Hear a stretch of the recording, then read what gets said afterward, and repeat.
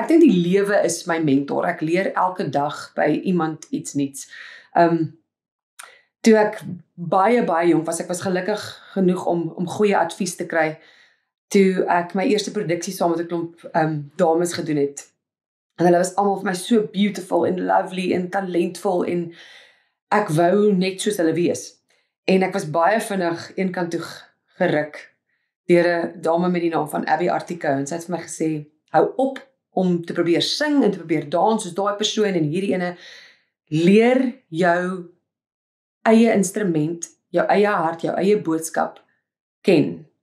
Slyp dit goed en luister na jou instink, wat jy fisies by liewe Jesus gekry het, gaan nooit anders klink of anders wees nie, so maak die beste, kry die beste uit jouself uit wat jy kan, en dan glo in jouself. So, 'n lightbulb het aangegaan in daai paar woorde, want dit het veroorsaak dat ek nooit in my toekoms enigsins met ander kunstenaars, met ander mense in kompetisie was nie.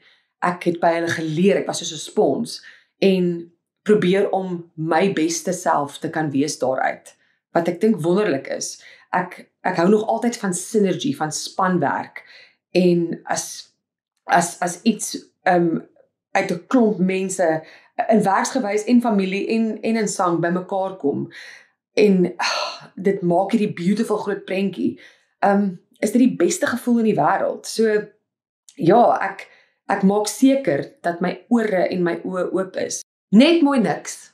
Ek is oor niks spyt nie. Dis 'n mors van tyd. Om in die verlede te lewe is regtig vir my, it's a waste of time. En jy doen jouself nie gunsies nie. Ek het die wonderlikste herinneringe. Ek het al gereis, ek het die wêreld al gesien. Ek het 'n wonderlike familie. My ma en pa was nog nooit in 'n hospitaalbed nie. Hulle is almal gesond. Ek is omring deur wonderlike vriendinne, en het ek al simpel besluite gemaak? Ja. Was my hart al in stukke gebreek? Absoluut. Het ek al mense se harte gebreek en teleurgestel? 100%. Maar ek probeer dan in die toekoms beter doen. Gaan ek mense weer teleurstel? Gaan ek weer seer hê? Gaan ek dalk iemand weer seer maak? Definitief. Maar ek weet mos nou beter. Ek dink emosioneel raak. 'n vriendin van my het my gevra, Mona, wat soek jy? Wat soek jy in 'n vriend en in 'n partner in die lewe? En ek sê vir haar, man, iemand wat 'n hart het vir mense, iemand met 'n goeie sin vir humor, wat die lewe voluit lewe en wat my familie en my vriende liefhet soos ek. En sy sê toe vir my, that's a tall order. En ek was soos, is it?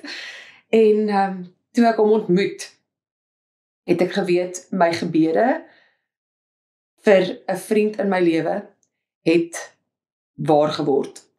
Dis iemand vir wie ek in my onderbewussyn seker my hele lewe gebid het. En my ouers is my held, albei van hulle, my held en my heldin in hierdie lewe.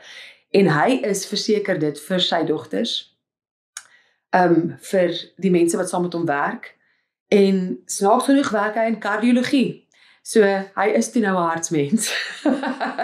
En wat wonderlik is van hom, ek glo en ek hoop regtig dat die mense wat in my lewe is, wat my ontmoet, dat hulle beter oor hulle self voel wanneer hulle uit my geselskap uit is as slegter. Die wonderlike mense in my lewe laat dit toe van myself, en ek dink dis 'n geskenk. So, ek glo ook nog altyd dat dit belangrik is om ander mense te laat shine. Daar's plek vir almal in hierdie wêreld, en dit maak jou nie 'n beter mens as jy iemand anders se kersie uitblaas nie. So, positiewe energie, positiewe input en motivering. Die lewe is moeilik genoeg, en in hom het ek dieselfde eienskappe dadelik gesien. Ek sien hoe mense om hom shine,